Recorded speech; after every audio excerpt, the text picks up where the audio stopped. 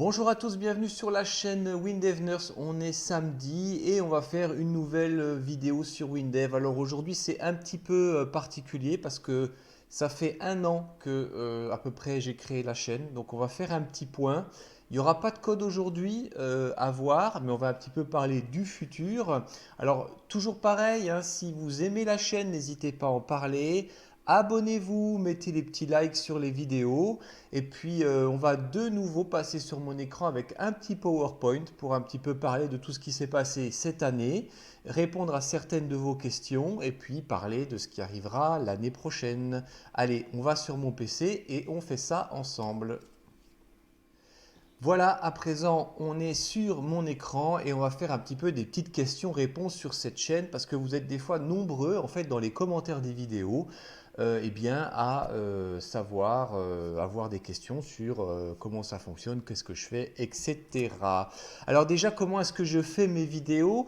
Eh bien, moi j'utilise un logiciel qui est gratuit qui s'appelle Shotcut en fait. Alors on peut le critiquer parce qu'il n'est pas toujours très intuitif, mais c'est lui qui me permet de faire les montages vidéo. J'utilise, vous voyez, un PC de marque Xiaomi qui a un clavier anglais, je le précise parce que dans les prochaines vidéos qui arriveront, on va parler de certaines choses avec ces claviers. Il a un processeur i5 de 7e génération et seulement 8 Go de mémoire RAM. Donc ça veut dire quoi? Ça veut dire simplement que WinDev, ça tourne très très bien eh bien, dans un PC de configuration normale. Vous n'avez pas besoin d'une machine du diable pour fonctionner. Au niveau des enregistrements vidéo, quand vous me voyez là à l'écran, quand vous me voyez en plein écran, dans la petite case en bas à droite, eh ben, j'utilise Vidéoproc, hein. Alors Vidéoproc, ben, j'ai acheté la nouvelle licence avec les dons qui ont été faits sur la chaîne. Et puis j'ai ensuite un petit micro déporté, là vous voyez, il est là. Très simple, pas très cher, ça coûte 20 euros. Et une caméra de marque OK qui, elle, vous me voyez avec, elle est en HD. Alors, la question qu'on me pose souvent aussi, c'est combien de temps tu mets quand tu fais une vidéo? Bah, vous voyez des vidéos de 30 minutes. Mais en fait, ça prend plus de temps que ça. D'abord, il faut chercher les sujets. C'est pas toujours simple. Il faut faire l'enregistrement. Donc, je vous cache pas que des fois, je fais beaucoup de reprises et de choses comme ça. Et puis, pour vous donner quelque chose de fluide, eh bien, je fais le montage avec Shotcut. Je recompile ensuite le projet en version en MP4, qui est le format de YouTube. Et puis ensuite, j'implémente ça sur la chaîne YouTube. Il faut ensuite créer la vignette et puis ensuite, il faut écrire la description, mettre les mots-clés. Enfin, c'est que ça prend quand même du temps. Il faut savoir qu'en gros, une vidéo de 30 minutes, ça prend à peu près 1 heure et demie en gros de travail jusqu'à 2 heures si ça se passe pas très très bien. Alors maintenant, les conseils que j'ai à vous donner quand vous codez. Ça, c'est vraiment important. Je pense qu'il faut vraiment que vous les suiviez parce que c'est toujours l'erreur du débutant.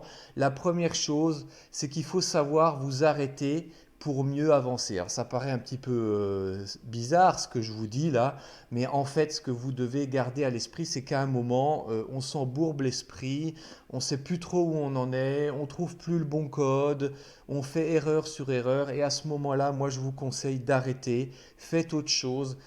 Faites une autre activité, à manger, ce que vous voulez, et puis éventuellement revenez sur votre projet 2, 3 heures après, éventuellement le lendemain. Moi personnellement, je suis assez productif la nuit, c'est-à-dire que en fait, je me réveille le matin, je me dis ah mais oui, c'est vrai, j'aurais dû faire comme ça, et puis je reprends le projet. Alors ça, c'est un petit conseil pour ne pas vous fatiguer intellectuellement, parce que quand vous fatiguez après 2, 3 heures de codage, eh bien vous multipliez les erreurs.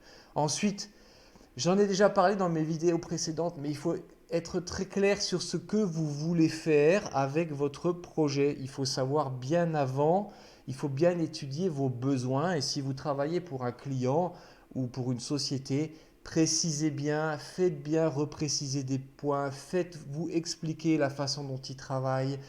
Pensez à prendre le temps d'écouter les gens qui vous demandent le projet, ou éventuellement, si vous le créez pour vous-même, anticipez éventuellement ce que vous risqueriez d'avoir besoin dans le futur. Je vous donne un exemple très simple. On m'a récemment demandé de modifier la petite application SSO que j'avais créée, vous savez, pour suivre les pompiers sur les feux. Et on m'a dit à un moment, oui, on aimerait bien instaurer une main courante. Bon, bah c'est bien, hein, c'est super. Sauf que en fait, instaurer une main courante, ça a dû entraîner une modification dans les fichiers. Il a fallu créer des nouveaux fichiers de données, il a fallu créer des nouvelles requêtes, il a fallu changer l'interface utilisateur. Et ça, brutalement, pour des petites choses, hein, toutes bêtes, ça va vous prendre un temps de fou. Donc c'est important de bien anticiper. Ensuite, cette phrase de Mathieu Ricard, il n'y a pas de grande tâche difficile qui ne puisse être décomposée en petites tâches faciles. Ça veut dire que quelquefois, mes vidéos, elles peuvent vous paraître un peu bébêtes, un peu basiques. Vous avez peut-être déjà vu ça, mais quand vous savez faire les choses de base, eh bien c'est en empilant des petites choses de base qu'on fait des choses compliquées. Donc pensez bien eh bien à bien travailler ça, à bien connaître la base du codage. Et puis ensuite, vous verrez d'autres parties de code qui, elles, seront, on va dire, plus compliquées, plus développées. Autre chose, j'ai souvent aussi des gens qui me demandent comment on fait ça, comment on fait une connexion SSL, comment est-ce que, où on me dit, tiens, on m'a demandé un projet pour une société, j'ai jamais développé. Attention, attention avec ça. Commencez par des petits projets en développement parce que le risque, c'est que vous allez vite vous retrouver piégé par des choses beaucoup trop complexes. Donc, essayez de toujours commencer avec des petits projets simples, des choses, mais pas compliquées, parce que quand vous savez maîtriser la base, vous n'aurez pas de problème pour monter à l'étape supérieure. Et puis faites attention de ne pas vouloir atteindre des objectifs trop ambitieux, trop importants avec des sujets que vous ne maîtrisez pas. Donc c'est super important ça. Ensuite, autre question, est-ce que tu es payé par WinDev pour tes cours? Alors non, je ne touche absolument rien de PCsoft, je ne suis pas embauché par ces PCsoft, mais il faut quand même que je leur dise un grand merci parce qu'ils m'ont offert cette année les versions de WinDev 26 parce qu'ils ont trouvé que la chaîne était super. Donc si vraiment vous voulez qu'on continue avec les nouvelles versions, parce que moi aussi c'est un investissement en termes d'argent, et en temps aussi, parce que je vous fais les vidéos, contactez PCsoft et dites-leur de m'offrir encore la prochaine version de Windows 27 qui arrive sur le marché, parce qu'il y a plein de nouveautés super intéressantes, même pour les débutants. Franchement, il y a vraiment des super idées qu'ils ont encore eues pour cette nouvelle version. Et moi, je suis toujours fan de ce logiciel et de ce langage de programmation. Alors, autre point, je veux quand même préciser une chose. Souvent dans les commentaires, les gens me demandent de résoudre leurs problèmes avec WinDev. Moi, je peux vous guider dans des solutions, mais ce n'est pas moi qui suis en face du projet, c'est vous. Donc, je ne suis pas un SAV de WinDev. Je suis aussi, quand j'ai un problème, j'essaye de trouver une solution. Je suis comme vous. Je cherche sur Internet. Vous m'avez déjà vu faire dans les vidéos. Eh bien, c'est exactement la même chose. Mais moi, je vous donnerai jamais des réponses toutes faites, sauf si c'est vraiment des choses très simples. Deuxième chose, il y a malheureusement, alors je sais que ça existe, hein, des gens qui utilisent des versions piratées de WinDev. Bon, moi, je ne suis pas tout à fait d'accord avec ça. Et ils m'envoient leur projet. Quand c'est un WinDev qui n'est pas reconnu, qui n'est pas officiel, bon, malheureusement, moi, je ne peux pas ouvrir le projet avec ma version officielle. C'est comme ça, c'est un blocage de WinDev.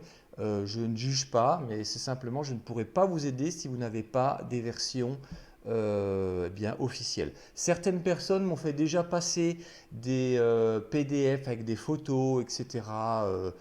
Sur leur projet en m'expliquant. Donc là, je peux vous aider, mais si ce n'est pas une version officielle, ça n'ira pas.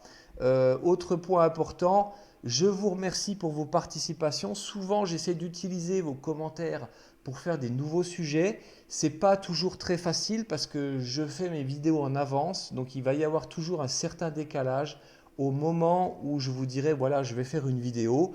Ben, des fois, j'ai un mois d'avance parce qu'après, j'ai plus le temps. Donc, j'essaye vraiment de faire au mieux parce que, comme vous, j'ai une vie privée et ben, il faut donner un peu de la vie à cette chaîne. Euh, Ensuite, pour 2022, bon, 2021, j'ai vraiment essayé de faire tous les samedis une vidéo de 30 minutes et puis une vidéo flash plus courte les mercredis. Bon, je dois vous avouer, j'ai un peu plus de problèmes avec les vidéos flash parce que quand on veut bien préciser le code, c'est difficile de condenser en un temps inférieur à 10 minutes. Donc, ce que je pense faire pour 2022, c'est peut-être faire moins de vidéos flash. Ça veut dire que je traiterai un sujet bien les samedis. Et puis si on a besoin de rajouter des compléments, eh bien je ferai une vidéo flash ou éventuellement une petite vidéo flash aussi de temps en temps sur un bout de code, tiens, que j'ai trouvé intéressant pour vous. Et voilà, bon, ça sera moins régulier, je pense, pour 2022, parce que je dois être honnête, ça m'a demandé vraiment, vraiment beaucoup de travail de faire vivre la chaîne, mais je vais essayer de quand même garder une certaine rythmique. Ensuite, un grand merci à vous, surtout aussi, alors aux gens qui s'abonnent, parce que déjà, j'ai dépassé les 900 abonnés. J'en aurai peut-être 1000 quand vous verrez cette vidéo. Franchement, c'est incroyable. Je pensais vraiment pas, au fond de moi-même, que j'allais pouvoir, faire ça. C'est incroyable. Merci à vous. Alors, je vois que ça vous aide. Concernant les cagnottes Litchi et PayPal, donc déjà merci à Diane, merci à Jean-Luc, à François, Karim, Johan, Serge et Wilfried qui avaient participé à la cagnotte Hyperfile SQL.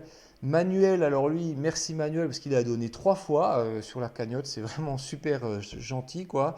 Philippe et Charles, en fait, pour vos cagnottes sur PayPal. Et il y a toujours un anonyme dont je ne sais pas qui c'est, mais je le remercie aussi pour ses dons sur la chaîne. Alors, c'est pas énormément d'argent.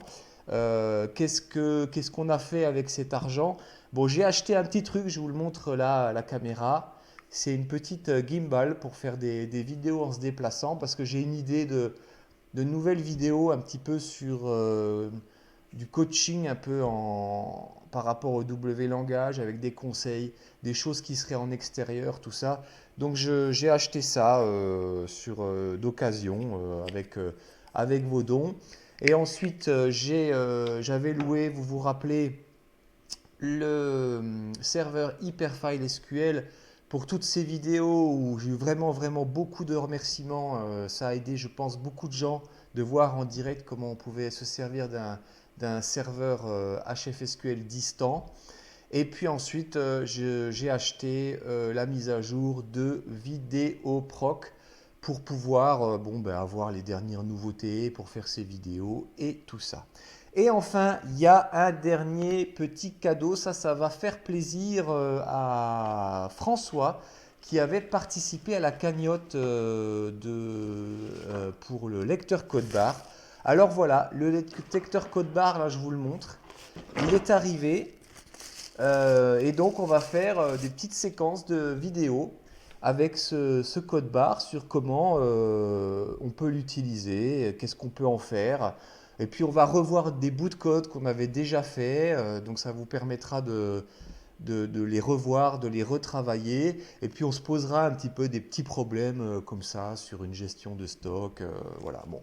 Merci à toi François. Alors merci à François parce qu'il avait versé 30 euros sur la cagnotte. Alors c'était pas suffisant. Donc j'ai réorienté de l'argent des autres cagnottes vers l'achat du lecteur code barre. Mais voilà, c'était une promesse que j'avais faite et on fera les vidéos. C'est toujours comme ça que ça fonctionne sur la chaîne. On va aller maintenant vers des nouvelles aventures pour 2022, donc le lecteur de code barre. Je pensais parler un peu de l'envoi des mails. Il y a aussi quelqu'un qui m'a contacté sur l'agenda dans Windev et les calendriers et tout ça. On va faire des cours là-dessus. J'ai plein de petites idées. Ça restera toujours simple et accessible à tout le monde parce que c'est le but de la chaîne. Et puis, bah, pour les questions plus techniques, on y viendra avec le temps. Mais pour le moment, je pense que 2022 sera encore focalisé sur des choses simples, claires et précises parce que j'ai l'impression, honnêtement, au fond de moi-même, que bah, ça vous plaît, quoi. Vous aimez ça et c'est clair. Donc, c'est le but. Voilà. Alors maintenant, on est, ben, vous savez, avant la période des fêtes ici en France, parce que j'ai aussi des gens qui me suivent de l'étranger. Je vais encore faire une petite vidéo flash mercredi prochain, et puis je vais faire un petit break pour les fêtes, pour revenir un petit peu pour l'année 2022, début 2022, je pense à partir du 4-5 janvier. Et on va attaquer avec ça, quoi. Je veux dire, voilà, hein, on va se faire un petit cas concret et puis on va se dire, tiens, comment est-ce qu'on va analyser ça ensemble. Voilà, bah écoutez, j'espère que cette vidéo vous aura plu. Il n'y a pas de code aujourd'hui, bien sûr, mais c'était pour déjà vous dire un grand merci à tous de m'avoir suivi sur la chaîne. C'est une super aventure pour moi. Voilà, je suis vraiment heureux de partager ces connaissances avec vous sur Windev. Et puis, il y aura eu des super événements cette année. En l'occurrence, l'appel de Jérôme Hertz, quoi, qui pour moi, c'était vraiment, encore une fois, je le dis, et qui m'a offert la version de Windows 26. Donc envoyez-leur des mails, quoi, à PCsoft, dites-leur, oui, il y a un gars, il fait des vidéos, offrez-lui la version 27 de Windows, parce que vraiment, c'est super et ça nous motive à continuer avec vos produits. Voilà, je vous dis encore à mercredi prochain pour une dernière petite vidéo flash. Et puis ensuite, début d'année 2022, portez-vous bien, passez des bonnes fêtes. Et puis, on se dit à la prochaine. Allez, bye bye.